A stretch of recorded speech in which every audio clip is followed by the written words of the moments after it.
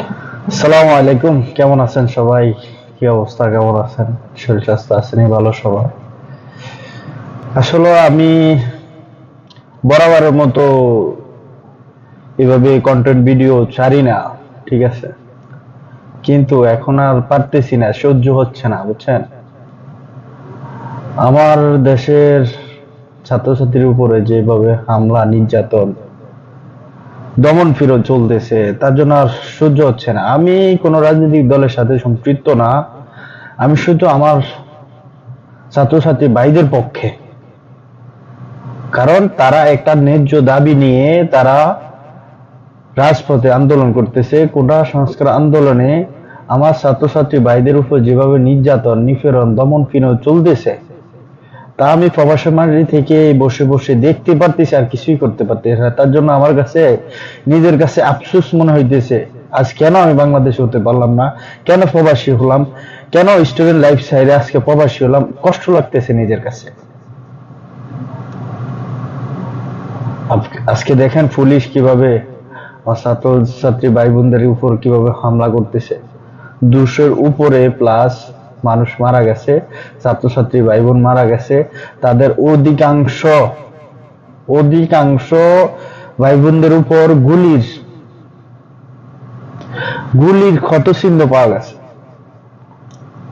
কিরকম নির্বিচারে তারা গুলি করে আমার ভাইদের কিভাবে হত্যা করলো,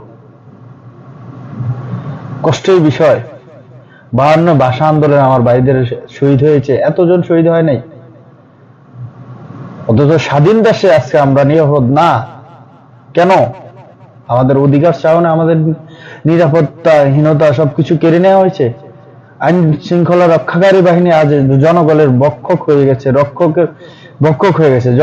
জনগণের উপর এত নির্যাতন এত নিপীড়ন চালাচ্ছে, ঘর থেকে উঠিয়ে নিয়ে আসতেছে। অথচ 71-এ শুনেছি, আমরা দেখিনি তা। 71-এ মুক্তি বাহিনীকে খোঁজার জন্য এসে ঘরে ঘরে বলতো মুক্তি বাহিনী আছে, মুক্তি বাহিনী হ্যাঁ এসে করে বলতা থা। মगर अभी এখন বর্তমানে প্রতিটা পুলিশ ঘরে ঘরে গিয়ে বলতেছে স্টুডেন্ট হ্যাঁ। কি চলতেছে স্বাধীন দেশে? কি পেলাম আমরা? এই সর্বভৌমত্ব সবুজ সমাজ বাংলাদেশে এটার জন্য অপেক্ষা করছিল 53 বছর পার হওয়ার পরে। এটাই এটাই অপেক্ষা ছিল, এটাই আশা করছিলাম আমরা।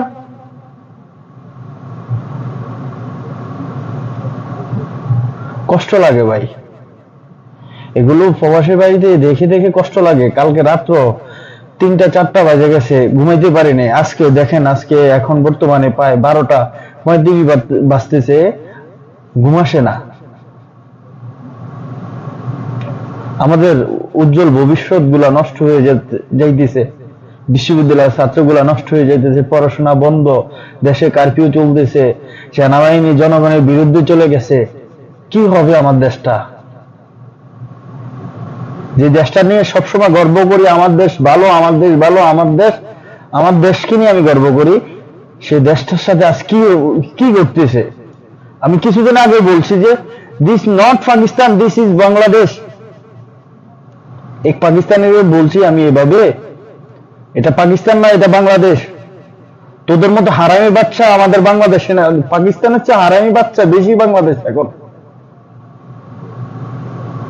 তো আমি বলবো, যারা পুলিশ বাইরে আছেন তারা স্টুডেন্টের প্রতি এরকম খারাপ আচরণ করবেন না। আপনারা আইন শৃঙ্খলা রক্ষাকারী বাহিনী, আপনারা জনগণের জানমালের হেফাজত করবেন, সেটা যেন আপনাদের শপথে বলা হয়েছে সেটা কানুন পালন করার চেষ্টা করেন প্লিজ। আর দেশে নৈরাজ্যতা সৃষ্টি করেন না, দেশে শান্তি ফিরিয়ে আনার জন্য চেষ্টা করেন, এটা আমার আকুল আবেদন। আমি প্রবাসী বাংলাদেশী হিসাবে বলতেছি, দেশে আর অশান্তি চাই না, শান্তি চাই। আমার স্টুডেন্ট ভাইদের যে দাবি, ওই দাবির মেনে নেওয়া হোক। আমার যে ছাত্রছাত্রী ভাই বোন হত্যা হয়েছে তাদের সুবিচারের ব্যবস্থা করুক। যে সমস্ত পুলিশ তাদেরকে নির্মমভাবে গুলি করে মেরে ফেলেছে তাদের বিচার হোক। যে মন্ত্রী এবং যে মিনিস্টার তাকে অনুমতি দিয়েছে তাদের বিচার হোক। জয় বাংলা, জয় স্টুডেন্ট। আসসালামু আলাইকুম।